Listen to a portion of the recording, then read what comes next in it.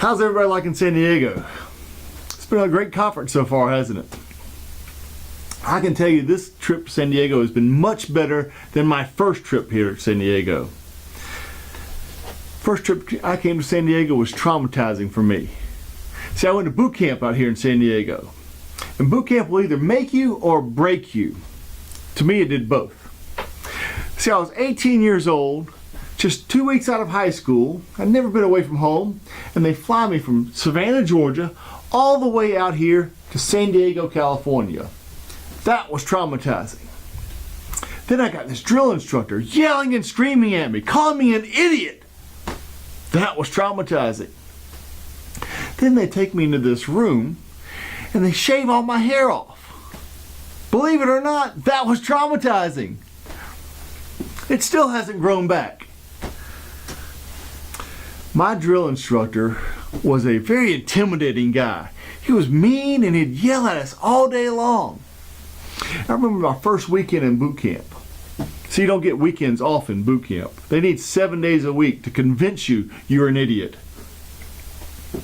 With my drill instructor on Sunday, he's got us out there doing drills all day long. He's yelling and screaming at us. But Sunday evening, he brings us all together and he's wanting to have this little moment with us, a little kumbaya moment. And he starts telling us what boot camp is going to be like. And then he starts telling us how great the real Navy is going to be once we get out of boot camp. Turns out it was a bunch of fake news. But he's having this little moment and he says, does anybody have any questions? You can ask me anything. There are no stupid questions. And then I start thinking, I'm kind of homesick. I'm really missing home. And a lot of you parents are probably thinking, oh, it's great, he's missing his mom and dad. No, I was a teenage boy. I was missing my high school girlfriend. So I muster up all the courage I can to ask the one question that's been burning inside me. Excuse me, sir. When can we use the phone to call home? He looks over at me. Deason, I was wrong. That is a stupid question. That was traumatizing. I never asked another question my entire time in boot camp. See, my drill instructor, he saw me asking that question as a sign of weakness. But I'm here today to tell you that questions aren't a sign of weakness. Questions can be a powerful tool to help us improve our performance, help our companies improve our performance, help us provide the service that our clients want. Because if we ask better questions, we get better solutions and we get better results. Today we're going to talk about how we can ask better questions, why questions are important to us. In fact, I'm going to give you a formula to come up with some really amazing questions. Then we're going to talk about how we can use those better questions to get creative, problem solving, better solutions. And then we're going to pull it all together and see how we can use better questions, better solutions to deliver amazing results. So let's get started. Now, to talk about better questions, we really need to understand why questions are important to us as leaders. Does anybody know why us as leaders need better questions? You know what our people need from us as leaders? The one thing that they need us to do. They need us to make decisions. Have you ever worked for somebody who couldn't make a decision? Oh man, it's so frustrating. All you really want is a decision and they can't make one. Our people on our team need us to make decisions. In order to make a decision, what's the one thing that we need? Information. Information. The better information you have, the better decision you can make. We need to use better questions to get better information. You don't know what you don't know. So if we really want to get good information from our questions, we really need to understand what types of information we get from the different types of questions. By my estimation, there are 11 different types of questions. And I want to go through each of them, and we'll talk about the types of information we get from those types of questions. Can, is, are, do, and did. Can you go to the meeting? Are you ready for the meeting? Do we need to bring donuts to the meeting? Those are essentially yes or no questions. They're not great questions. They don't give us a whole lot of information that we couldn't find on our own. They're just yes or no questions. Don't really get a whole lot of good information out of those questions, do we? So then the next group is the reporter's questions. Who, when, where? Where's the meeting? When is the meeting? Who is bringing donuts to the meeting? Those are pretty good questions. They give us a lot of logistical information, but they don't help us solve any problems, do they? They just tell us where to go and who's going to be there. So that doesn't help us get any creative solutions. So then we're left with 3 more questions. What and how and why. Now, why questions can be very dangerous. Why questions are great if you're using them for self-reflection. Why am I here? Why do my customers need our services? Why questions are great to help you find your purpose. Otherwise, they can be very dangerous. I'll give you a perfect example. Jim, why did you decide to wear that blue shirt today? It went with my pants. See there? It went with his pants. But you see, all we got was his justification for his decision. That's all the information you got. And that's what happens with a why. When you ask your team a why question, it puts them onto the defensive, and the best information you're going to get out of it is their justification for their decision. Doesn't really give a whole lot of good information, and it really can hurt the relationship. If you ask it in public, like I just did with Jim, you guys probably felt a little bit awkward in that scenario as well, didn't you? So I would avoid why questions. Just avoid them as much as possible. Just eliminate all why questions. Any of you have kids? Try going a week without asking a why question.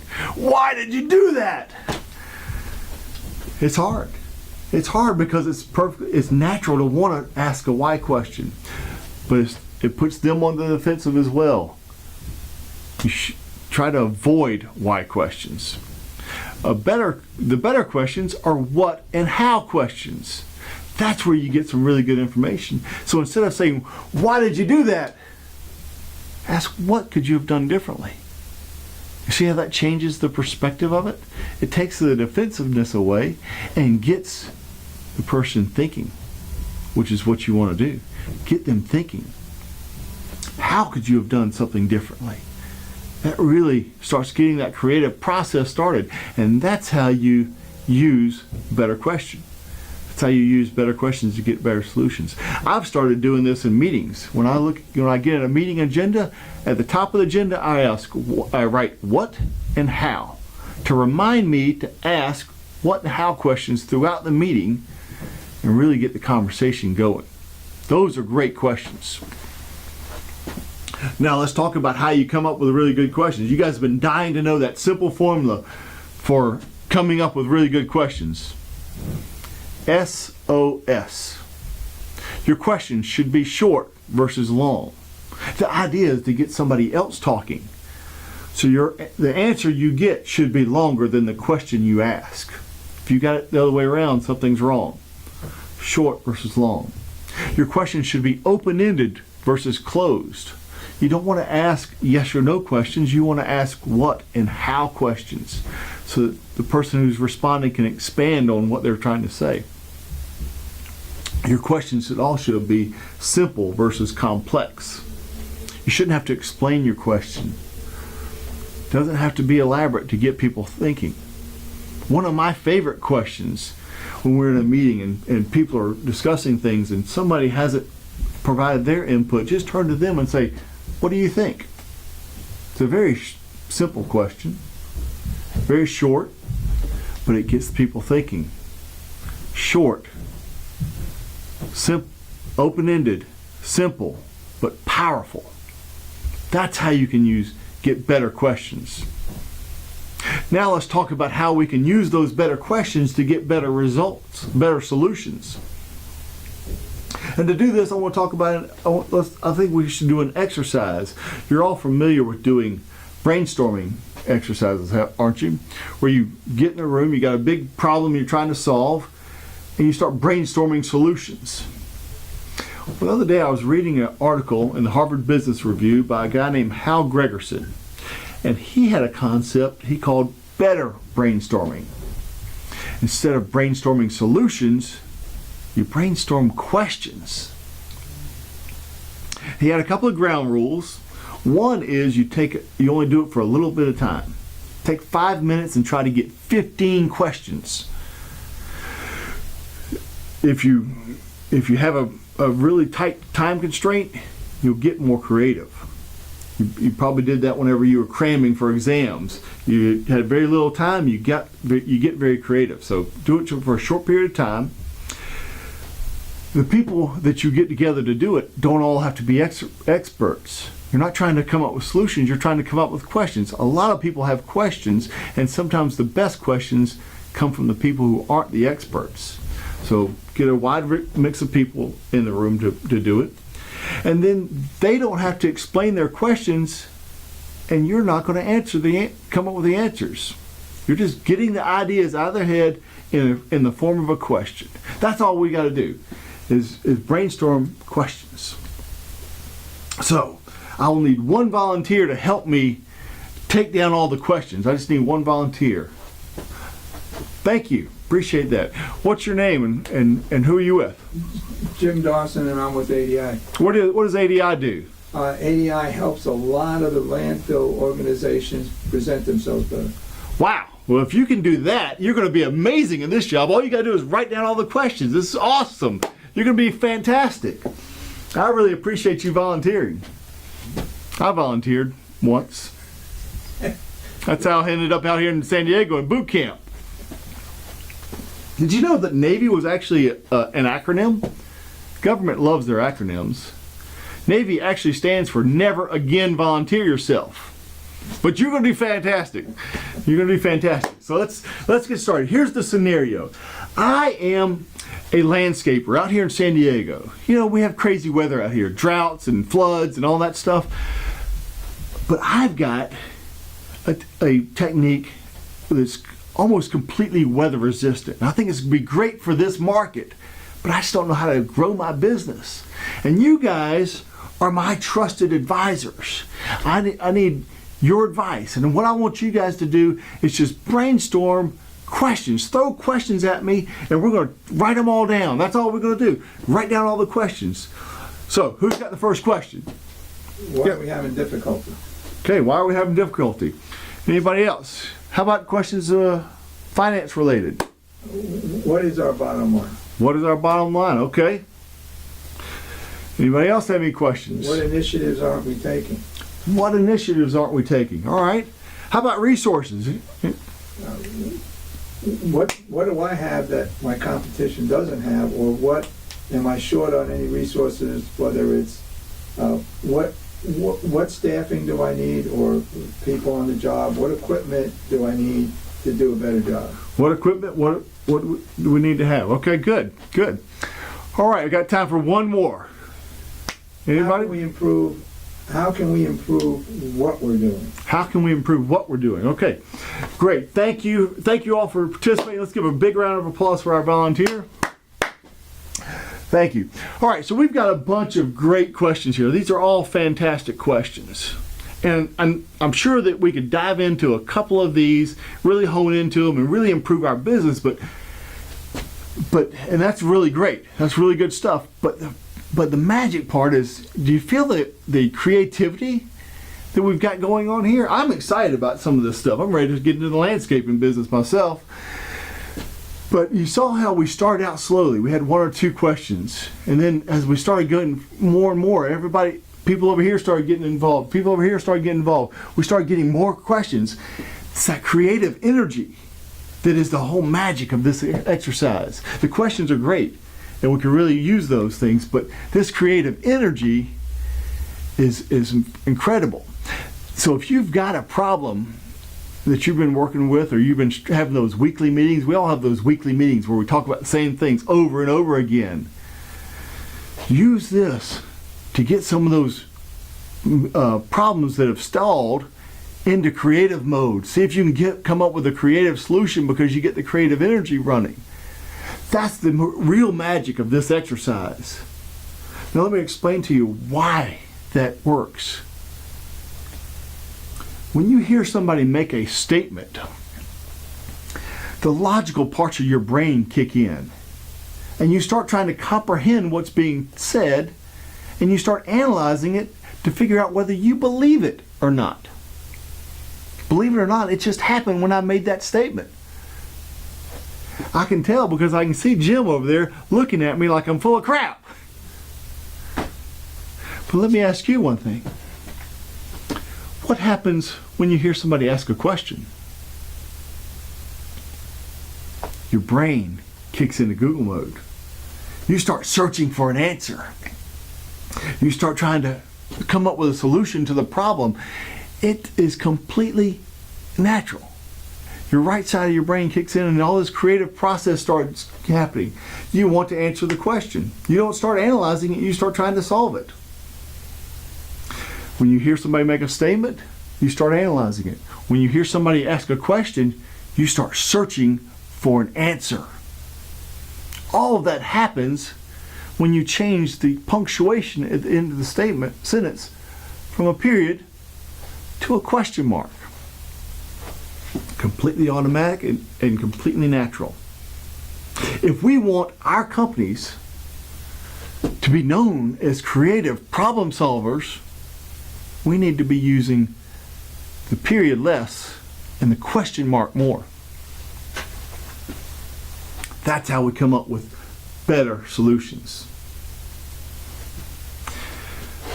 Now let's talk about how we can use those better questions and the better solutions and bring it all together and deliver better results. And to do this, I'll tell you a story that happened at my company this year. We had a client that we've been working for years. They have a closed landfill, and we do the methane monitoring for it. And this particular landfill, I'm not sure why, but all the methane monitoring points are right up at the edge of the landfill, instead of way up by the property boundary, which is where you normally would put them. Well, we started getting some methane detections in this one little area. And our project manager came up with a very simple, cost-effective solution of moving the methane well, moving the methane monitoring point. Methane's weird. You can have methane here exceeding 10 feet over, you have no methane at all. It's weird. So he just wanted to move the methane. Simple and cost-effective. That's usually what the client wants, isn't it? Well, this particular time, our client wanted something completely different. He wanted complex and expensive. You don't usually get that. But he wanted to reduce the amount of methane in the landfill.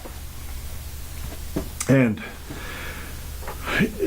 I'll explain to you the personalities I'm dealing with. The client that I was dealing with is a little bit hard-headed. And he doesn't really communicate things very diplomatically. And my project manager, has a lot of pride in his work, and he doesn't really like to change things. And by the way, he can be a little bit hard-headed as himself. And if you have two hard-headed people working on the same solution, it's unstoppable. But that's not the situation I had. So we have a team meeting. We get our project team together in the conference room, and we're talking, and we're trying to come up with a solution that satisfies what the client wants. The only problem is, if I'm going to come up with a solution, I need our project manager to be involved because he is the landfill gas expert. Unfortunately, he's still stuck in hardhead mode. He doesn't understand. He thinks the client's crazy for wanting a complex, expensive solution for such a simple problem. So we're getting nowhere on trying to find a solution. And then somebody said, well, if we had to reduce the gas inside the landfill, how would we do it? That's one of those SOS questions, isn't it? How would we do it? Not very complex. But it got my project manager thinking a little bit. And the more he thought about it, the more he said, well, I guess we could put some vents in here to relieve some of the gas pressure. Or we could put some pumps out there and literally suck the methane out of the landfill. But the more he started to try to answer that simple how question, the more he started to explain how it could be done. And the more he explained how it could be done, the more he started to believe it could be done. And he was ultimately able to come up with exactly what the client wanted, and we're able to deliver the solution that the client wanted. See, what happened was, it's ownership. Once he started coming up with a solution, he started to believe the solution. And once he believed it, he took ownership of the solution. If you don't think ownership is important in delivering results, let me ask you, when's the last time you ever washed a rental car? Ownership is extremely important if you really want to deliver the results. I'll give you another example. My son Sam, he's in high school, and last year he was struggling with his high school algebra class. And I was a little bit conflicted when I heard this news as an engineer. How many other engineers do we have in the room? Most of us, okay. As an engineer, I was disappointed that he was struggling with his high school algebra class, but I'll tell you, I was a little bit excited because I could finally help him with his homework. So I started talking to him a little bit about his class and what's going on, and he starts explaining it to me. I said, well, you know, Sam, I'm an engineer. I went to Georgia Tech. In fact, I graduated from Georgia Tech.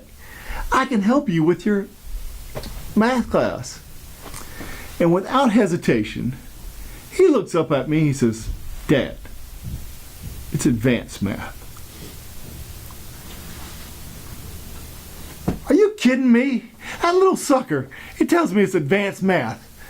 I said, Sam, do you know that at Georgia Tech, I took 5 calculuses and differential equations. I think I can handle your high school math class. All right, well, so he goes upstairs to get his book, his algebra book. And I'm thinking of how much I used to love algebra in high school. You got everything, you're trying to solve, if you do something on one side of the equation, you got to do it on the other side, you solve for the unknown variables. I love that stuff. So he comes down and he says, I said, so what are you having trouble with? And he says, multiplying polynomials. The term doesn't really ring a bell to me, but I'm sure when I see it, I'll remember it. So he flips open his book. He says, here's a good problem. And I'm looking at it. I got no idea what in the world to do with this. But now I'm too late. I can't let him know that I have no idea what he's talking about, how to do this problem. So I look in the back of the book. Remember when you were in school, they had the odd number answers in the back of the book? So I flip in the back of the book, thinking that if I saw the answer, I should be able to figure out how to come up with it. I was wrong again. I still had no clue. And still couldn't let Sam know I had no clue. So I started asking Sam, what do you think the first step is? And he starts telling me. And I said, well, what are we going to do with this variable?